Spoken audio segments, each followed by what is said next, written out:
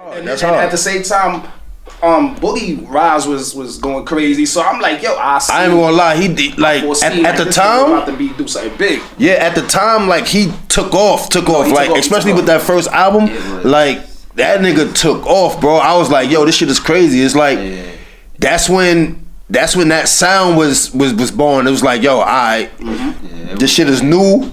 Son from the BX or whatever the case may be, and niggas is rocking. This is how niggas is rocking. I'm like, yo, that's crazy. Like, and I knew he was gonna stick around because he wasn't sounding like nobody. Like the way, you know what I'm saying? He did his own thing. Like, he wasn't. He had a couple of comparisons, of course. That like Daisy Loaf and all that. Oh yeah, that Daisy Loaf comparison. That era. Then it was like he even had a Dirt comparison. Oh yeah, the Dirt comparison. But you know the funny thing I think about that is like when people first come out, they usually have a lot of comparisons. Yeah. Right. Because I think they always try to put people up against each other, like, you know what I'm saying? Like, yo, internet culture, bro. It's internet culture, bro. Is it internet culture? Yeah, it's nothing to do, bro. Nah, look, you're right about that. But is it internet culture? This gonna bring it all the way to another subject. Is it internet culture or is that hip hop culture? Cause I don't see pop stars and rock stars doing that, Piffy. Like, no, because they don't. Alright, first of all, and what's the problem with that? That's my problem. Hip hop, like is made. Its foundation is off of. I mean, we know what the real foundation, but you know, it's also braggadocious and also fly and all. Right. So now, when you talk finances, that comes out in everybody's rap. I don't care how many murderers you talk about in the rap. Niggas always talk about their pockets every song. So now, you got the niggas that's watching you talk about your pockets all day. Regular broke us. So now we need something to talk about. Like, alright, is he really getting this much money, or or do he sound like this nigga, or why he doing that, or why she so fat, or like, know what I'm saying? Yeah. I think they do it to pop stars too. It's just that like pop stars don't flex about nothing. Like, know what I'm saying? They won't see the pop star bring out his Richard Millie and do this. Nah, bro, like, they don't. Bro, they don't. But see, with pop stars, bro. It's a different engine behind them, though. Right. Like hip hop. Like with hip hop, they pick and choose who they want to be the biggest rapper.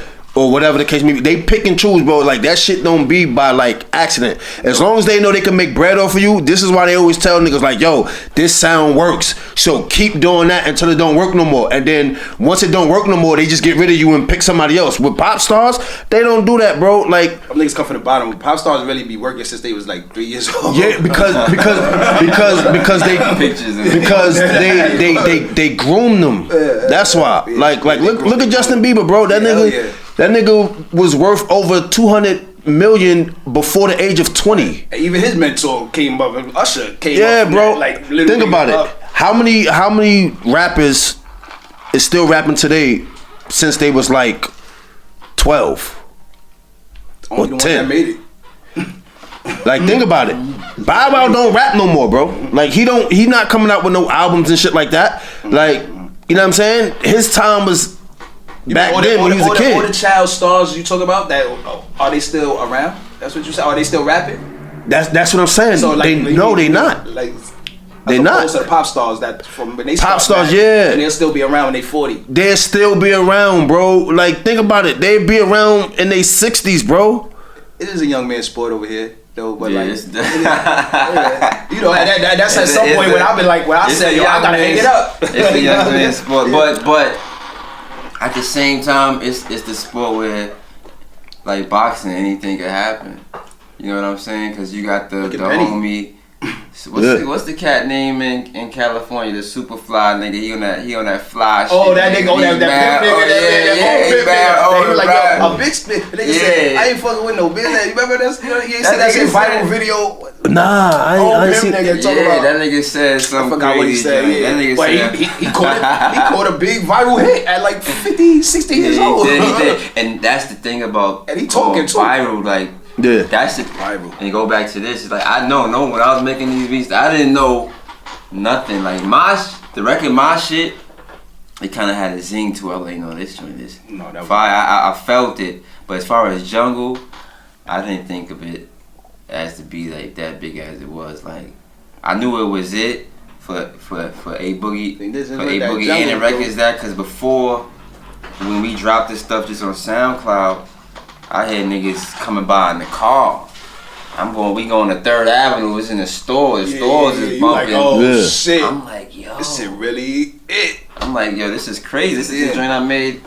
I'm like, yo. I'll be stopping everybody. Yo, that's me. That's me on the beat. That's me on the beat. Yeah, nah. Sometimes you know it be like that. It's surprising, bro, because it's like, yo, damn, like niggas is really bumping my shit. Like, yes, I love. You know what I'm saying? Like niggas is really. You know what I mean? For that nigga to be so much younger than me, that whole first album like really resonated with a lot of shit I was going through too. I'm like, yo, oh and shit. that was the funny thing because he wasn't the only person. There was a lot of people that had reached out from jail, like, yo, that joint was, when I felt it about a little bit, made it be all cool. I'm like, oh, y'all niggas was listening to, that's fire. Like, you know what I'm saying? And I'm like, that was one of the reasons why I wanted to work with him when I heard him, because that's how it was. And that vulnerability, like when that getting cheated on shit and all that, niggas don't do that shit. Like Drake is like probably the only nigga that really do that shit.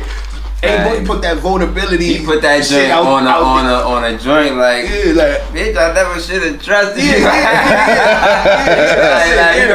Like that shit. I still think about that. Yeah, I feel like that probably was another reason why, because it was a different point of hip hop and stuff. Ain't nobody else was doing that but Drake. Really, Drake the only nigga put his feelings for real, like for real feelings. Like, yo, you broke my heart. I'm gonna make a song about it. Like, for real. And put it in a way was gangster. He ain't say, girl, you broke my heart. It's like, bitch, you broke my heart. So the the young crowd, even the young females or the females, period, because sometimes we even bust a couple the ones that breaking hearts. Like, that nigga talk about me. I play that record again. You know what I'm saying?